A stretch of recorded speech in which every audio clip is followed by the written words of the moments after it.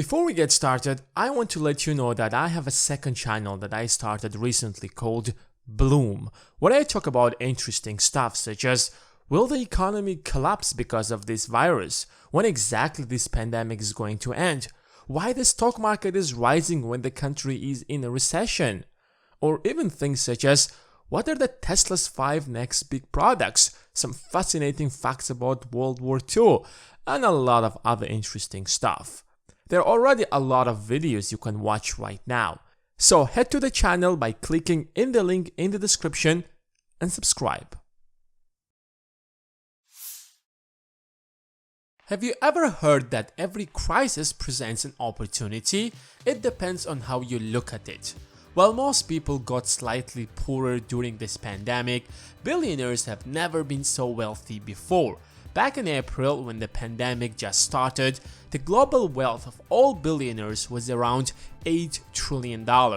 Fast forward to today, it has climbed to $10.2 trillion. Yes, billionaires made over $2.2 trillion in the last 6 months.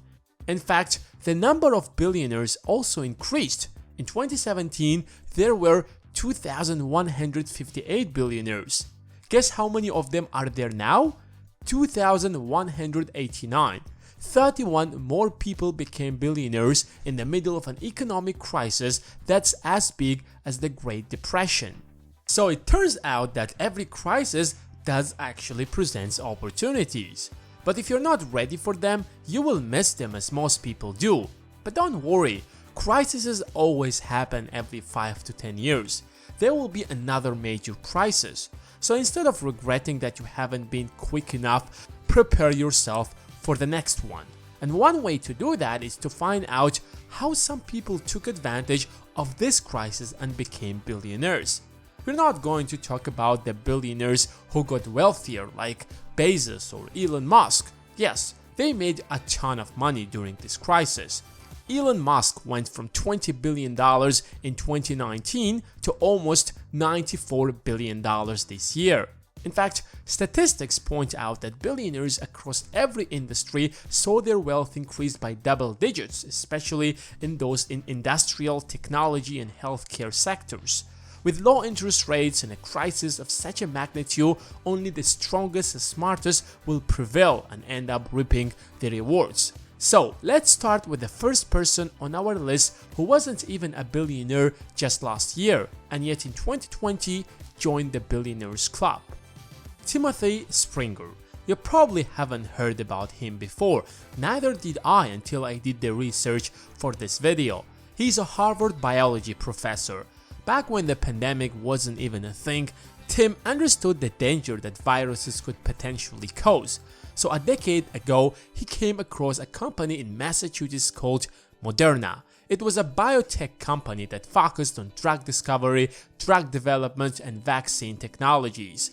It wasn't as exciting as electric cars or online shopping, but as a biology professor, he understands the importance of vaccines.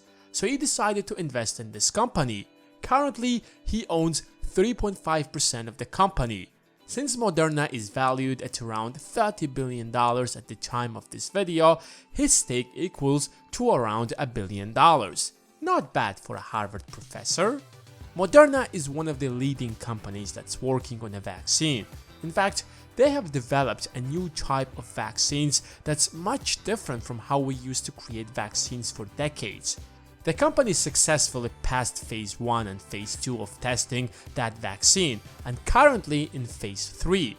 If it turns out to be successful, Moderna will be one of the first companies to release an FDA-approved vaccine, which means that the company's stock will shoot through the roof, and Timothy Springer might double or even triple his net worth in the coming few months. Number 2. Trevor Milton. If you take a look at Forbes list 2019, you won't find Trevor Milton in it because he wasn't even close to being a billionaire.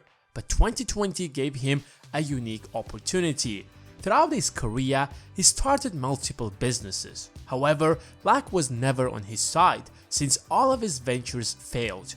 In fact, he was accused of fraud for his business practices, but that never stopped him from trying again. In 2015, he launched his new business, Nikola, inspired by Elon Musk, since he literally took the first name of the inventor Nikola Tesla. And the company is also working on building electric vehicles. They haven't proved anything yet, but because investors flooded the stock market with cash since there weren't any other better options, Nikola came to light and caught the attentions of investors as the next Tesla. Those who missed the opportunity to invest in Tesla quickly jumped in, so the valuation quickly surged to almost $10 billion, making Milton a billionaire since he owns 25% of the company. No one knows how long he will be a billionaire since the company is already being investigated by the Department of Justice and SEC for committing fraud. Number 3. Alice Schwartz. What is the best age to become a billionaire? Probably 20s or 30s, since you will be at the peak of your energy and can enjoy life at its fullest capacity. But some people never give up until the end, such as Alice Schwartz, who is now a billionaire at the age of 93. Yes, you heard it right, 93. It seems like her children have a lot to inherit. Schwartz graduated from UC Berkeley with a degree in biochemistry where she met her future husband. The couple went on to start Biorad Laboratories. The company manufactures products for the life science research and clinical diagnostics markets, such as instruments, software, consumables, reagents, and content for the areas of cell biology, gene expression, protein purification, protein quantitation, drug discovery. Biorad's diagnostic products and systems use a range of technologies and provide clinical information in the blood transfusion, diabetes monitoring, and infectious diseases testing market. These products are used to support the diagnosis, monitoring, and treatment of diseases and other medical conditions. The business didn't sound exciting back then. However, things turned the other way around. The pandemic forced everyone to pay a greater attention to our health and pushed many investors to invest in healthcare companies, which eventually made Alice Schwartz worth $2.2 billion. Number 4. Eric Yuan. This man spent his entire life getting ready for such an opportunity.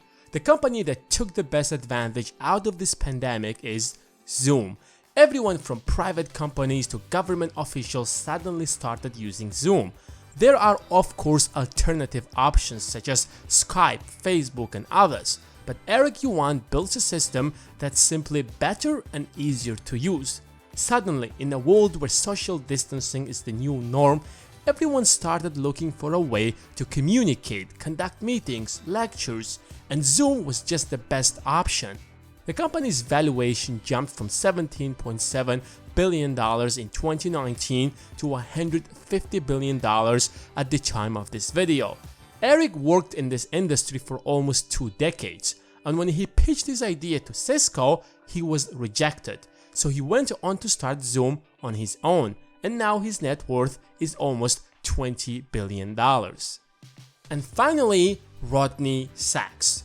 I was never a fan of energy drinks. I would drink Red Bull once in a while, but when we had to quarantine, I started trying different energy drinks as a way to keep myself motivated and productive, since spending the entire day at home makes you lazy. And that's what pushed Rodney Sacks to become a billionaire. Back in 1992, he purchased a drinks company, Hansen Natural, with his partner. The business did pretty well. 10 years later, the company decided to launch an energy drink by the name Monster, which turned out to be successful. That in 2012, the company changed its name to Monster Beverages.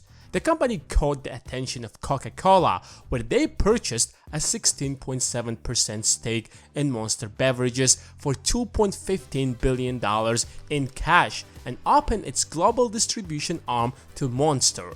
Rodney Sacks was already a pretty wealthy man by then. However, the pandemic pushed Monster Beverages' stock price to surge, giving Sacks a seat at a billionaire's table. Here you go. This is your list of people who never appeared on Forbes Billionaires list before, and yet this year, when the economy was down, when millions lost their jobs, when panic struck the world, these people were prepared for such an opportunity and took full advantage out of it and turned into multi-billionaires. Some of them did it while they are young, others did it in their 90s. Everyone has a different path here on earth. So you don't have to look at others and compare yourself to what others are doing, but rather focus on yourself, on your strength, on your circumstances. Back in 2008, some people took advantage of the housing market and made enormous amounts of money. Back in 2000s, when the dot-com bubble burst, people made fortunes. Don't feel bad or sorry for missing this opportunity, because such an opportunity comes every 5 to 10 years. You need to focus on being ready for the next one. I hope you guys have enjoyed this video and found it helpful. If you did, make sure to give it a thumbs up, and if you're new around here, then subscribe for brand new videos. Thanks for watching, and until next time.